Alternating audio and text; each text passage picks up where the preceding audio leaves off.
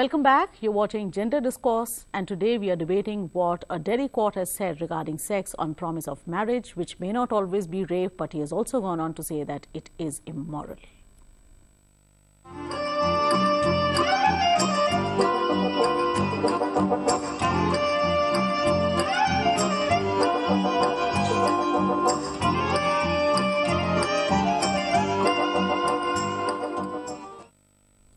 Well, folks, our lines are open right now, and you too can be a part of this discussion. Tell us, what do you say about this issue? For that, pick up your phone and reach us at 1800115314 and 23035420. Prefix 011 to this number.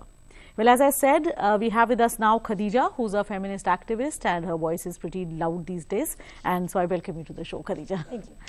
Well, to begin with, as we are discussing this case that we're all being talking about, what do you really have to say about it? As the judge has gone on to say that it is immoral. At the same time, he says that all the time, consensual sex even before marriage, the woman cannot just get up and scream rape. So what is your take on this? See, it's a very mixed bag of statements in one same judgment. On the onset of it, I clearly condemn that language where the judge has said that it's immoral. See, we are still caught in the dilemma of morality and immoral issues. And with my own experiences, I believe very strongly that we should not mix live-in relationship and out-of-marriage relationship with marriages. Marriages are very different in structure, infrastructure, very different institution, and live-in relationships, out-of-marriage relationships are very different relationships. So normally what we women do, I am a very strong feminist, I believe in women's rights, even then I believe in human rights. See, when you enter into a relationship which is not a marriage, it should be considered as not a marriage. What we do is we mix both things. We enter into a relationship which is not a marriage. We don't enter into a marriage. We treat it like a marriage. But we treat it like a marriage. So, see, Indian women have to come out of that closet of morality and immorality. We have to be very open in our outlook of exploring our own sexuality. And when you explore your own sexuality, don't try to cover it up with the garb of a marriage or marriage-like relationship. We don't need to do that. And in fact, in my experience of 181 and prior to that, my casework experience has shown me that there are so many women who have made their life so pathetic behind a man who entered in a relationship which was obviously not a marriage with you, spent some time with you, you also had a good time with him, and then later on he moves out of the marriage, the relationship, and then you call it moving out of a marriage. And I heard the speaker earlier to me speaking that women are very vulnerable. See, I know women are very vulnerable, but men are also. When you enter into a relationship which was not a relationship, which was not a certain relationship, it was a certain other kind of relationship. I cannot mix two kinds of relationship into one relationship. Marriage is a very different relationship. And right. I've got what you're saying. We have a viewer with us right now. This is Mr. G.N. Rao from Tamil Nadu. So, Mr. Rao, if you're with me, welcome to the show. Thank you. My question to the panelists is, does premarital sex guarantee a happy married life, and is it not questionable and objectionable, apart from being unethical and immoral? Does it not lead to unending court case legal matters, which is not certainly what is in the Indian culture and thing? Thank you. You mean to say live-in relationships? That's what he said, I believe. He said premarital, I think. Premarital. Okay. Dr. Manju, would you want to comment on He was that? saying that what is a guarantee type? What I could get is that premarital sex would lead to happy married life and not lead to this. I think in any marriage, sex is one of the important factors, but there are several other factors also which contribute to happy, well-adjusted life. So, sex is only one of them. It's just one aspect. Yeah. True. So, we cannot guarantee just on the basis of it, but nevertheless, sex also plays important role in the adjustment and happy life. Right. Now, Dr. Manju, what do you have to say regarding what Khadija just said? That somewhere down the line, we may be trying to ape the West, as a lot many people say, as far as live-in relationships go and premarital sex goes. So, are we really confusing these issues here? Even if we are in a live-in relationship, we want to treat it like marriage, and those are the kind of laws and rules now that we want changed, that the woman must get alimony and she should be looked after. So, is there some confusion somewhere there? Of course, there is confusion, and earlier also I said that it is time now that we have to de-link between marriage and sex. Earlier, marriage meant that it is sex, and sex means that it has to be within marriage. But now things have changed, and these two things are to be de-linked. I said this earlier also. And with live-in relationship that has come up, it's very true that most of very emotional, suggestible people thinks that this would ultimately lead on to marriage, and they think and they start expecting everything to go on.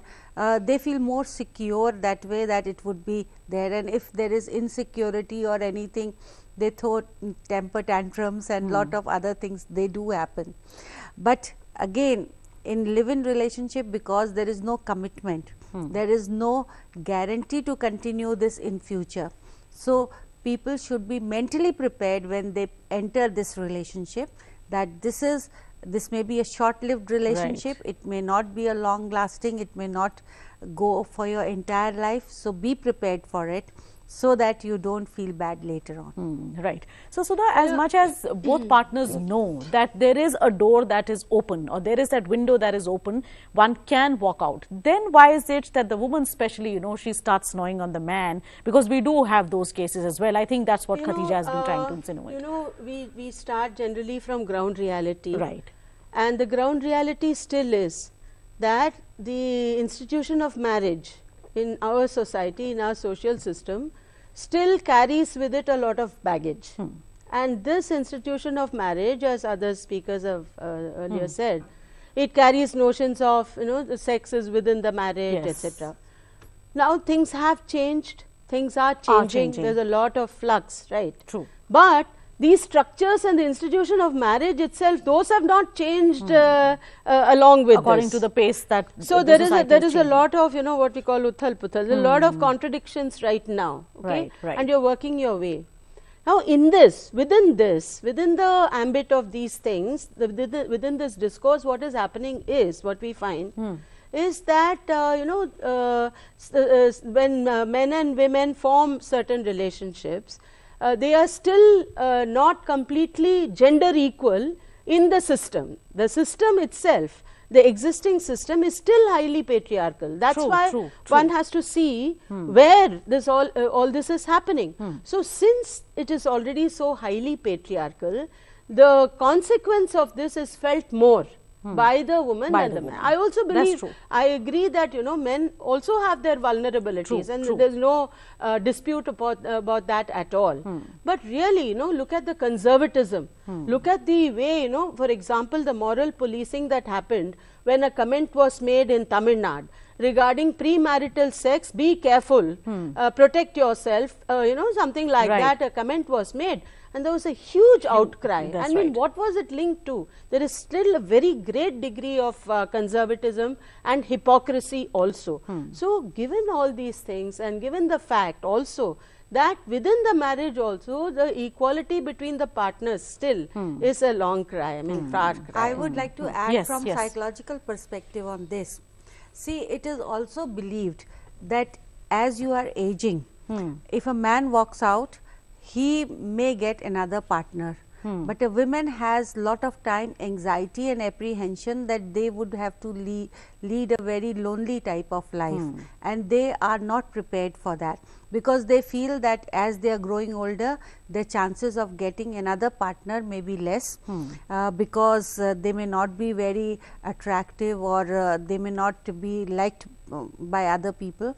So, that myth is also there, that attitude is also there. So, which leads to lot of apprehension in women. and that the reality is also there that actually, see, the women, they have no access to property. Oh yes, I mean, that's legally a huge issue. there That's may true, be, but true, in fact, within the marriage, they are at a disadvantage because they are very willingly in terms they of give it to their property. brothers and all that. I'm coming back to this. I have a viewer with me. This is Hemant from Delhi. So Hemant, can you hear me, please? Hello. Yes, Hemant, please. I want to ask you what will happen if there is a false promise on marriage? Because false promise happens on marriage, always there. False promise, is there is a provision of legal steps if a person is false promise? Okay. What happens to a guy if he's been falsely promising the girl? Is that what you're asking? I think that's what. So I think Sudha, you can take this question. So if there is actually a false promise, then what do you do? See, if he has promised, see, there are, so that is a condition that is attached to having a physical intimacy or a sexual relationship. Unfortunately, the law on this matter is not strong enough to ensure that action is taken. It will come under cheating, so which is a very mild law in our system. So, in fact, in many cases, one is not able to, unless the judge himself, as I mentioned right at the beginning, has a certain understanding and sympathy, and therefore he also, takes a slightly proactive thing. Without that, the woman actually is not able to. Also with this, there is no proof to say that you had that there was a promise of marriage. And if you go to the court, they will ask for proofs. That's so generally, true. So it's basically pretty confusing at the moment. That's what we can say, and a lot really needs to go into it. People need to look at it, and then only probably these rules should be really formed. Well, folks, we are going into yet another break. When we come back, we'll be continuing this discussion. So you too be a part of this discussion. I invite you to call us at 1800115314 and 23035420. Don't go too far, as we are coming back in just a moment.